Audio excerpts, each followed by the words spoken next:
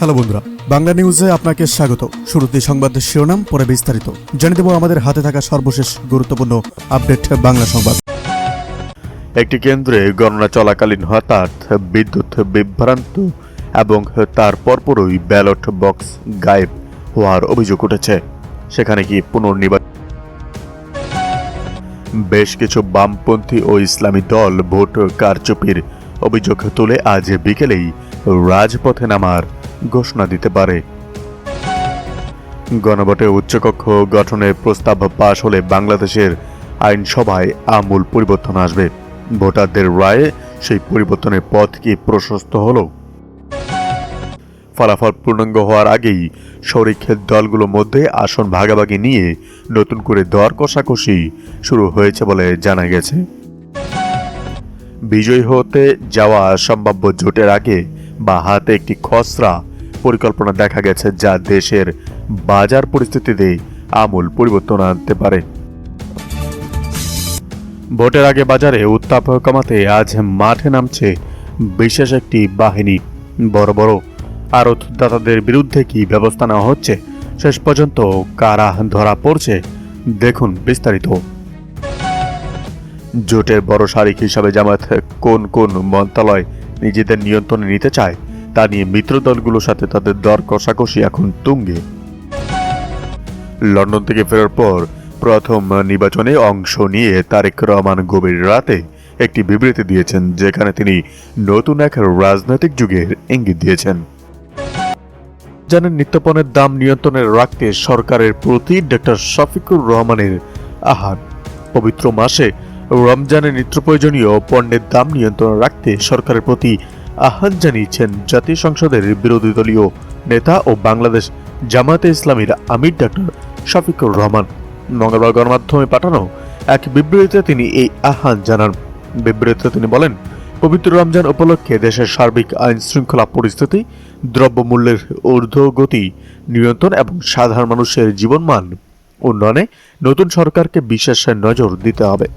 অসাধু ব্যবসায়ীদের সব ধরনের সিন্ডিকেট ভেঙে দিয়ে সুষ্ঠু, স্বচ্ছ ও পরিকল্পিত বাজার ব্যবস্থা গড়ে তোলার উপর গুরুত্বারোপ করেন তিনি আরো বলেন, দরিদ্র ও নিম্ন আয়ের মানুষ যেন স্বস্তির সঙ্গে সিয়াম পালন করতে পারেন, সে লক্ষ্যে প্রয়োজনে ভর্তুকির মাধ্যমে চাল, ডাল, তেল, মাছ, গোশত, শাকসবজি, চিনি, খেজুর, ছোলা, মুড়ি সহ নিত্য প্রয়োজনীয় পণ্যের দাম সাধারণ মানুষের ক্রয় ক্ষমতার মধ্যে রাখতে হবে।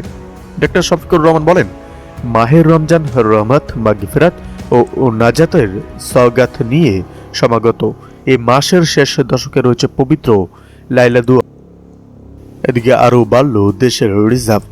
দেশের বৈদেশিক মুদ্রার মোট রিজার্ভ বেড়ে এখন 34,539.50 মিলিয়ন বা 34.53 বিলিয়ন ডলারে দাঁড়িয়েছে বলে জানিয়েছে কেন্দ্রীয় ব্যাংক। মঙ্গলবার বাংলাদেশ ব্যাংকের নির্বাহী পরিচালক ও মুখপাত্র আরিফ হোসেন খান এ তথ্য জানিয়েছেন। কেন্দ্রীয় ব্যাংকের সর্বশেষ তথ্য অনুযায়ী 17 ফেব্রুয়ারি পর্যন্ত দেশের গ্রস রিজার্ভের পরিমাণ দাঁড়িয়েছে 34.53 বিলিয়ন ডলার।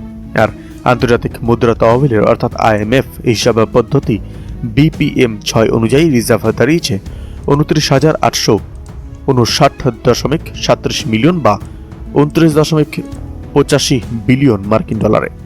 এর আগে গত 9 ফেব্রুয়ারি পর্যন্ত দেশের গ্রস রিজার্ভের পরিমাণ ছিল 34.6 বিলিয়ন ডলার, আর BPM-6 পদ্ধতির রিজার্ভ ছিল 29.47 বিলিয়ন ডলার।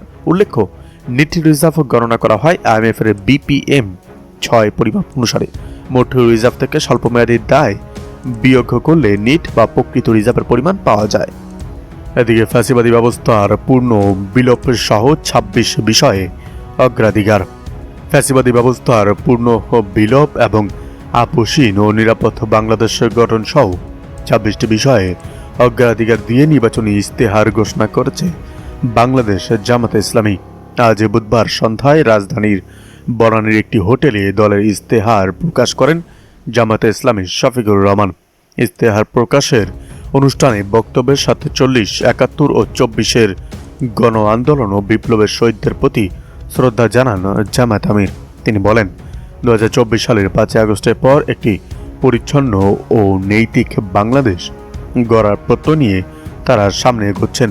অতীতের রাজনৈতিক সংস্কৃতি পেছনে ফেলে মেধা, উদ্ভাবন ও আদর্শ নির্ভর নেতৃত্বের মাধ্যমে দেশ পরিচালনার কথাও তুলে ধরেন তিনি। ইশতেহারের প্রতিটি পয়েন্ট দিন, সপ্তাহ, মাস ও বছর গুণে দলের কাছে থেকে আদায় করে নেওয়া, বুঝে নেওয়া জনগণের অধিকার উল্লেখ করে শফিকুর রহমান বলেন, আমরা সেই অধিকারটাই তুলে দিতে আজকে এখানে দাঁড়িয়েছি। এদিকে নয়গাঁয় বিএনপি জামাতের সংঘর্ষ দোষারোপ করে পাল্টাপাল্টি সংবাদ সম্মেলন। নওগাঁ আসনে বিএনপি ও জামাতে ইসলামের কর্মী সমর্থকদের মধ্যে গতকাল মঙ্গলবার সংঘর্ষের ঘটনায় উভয় পক্ষ পাল্টাপাল্টি সংবাদ সম্মেলন করেছে।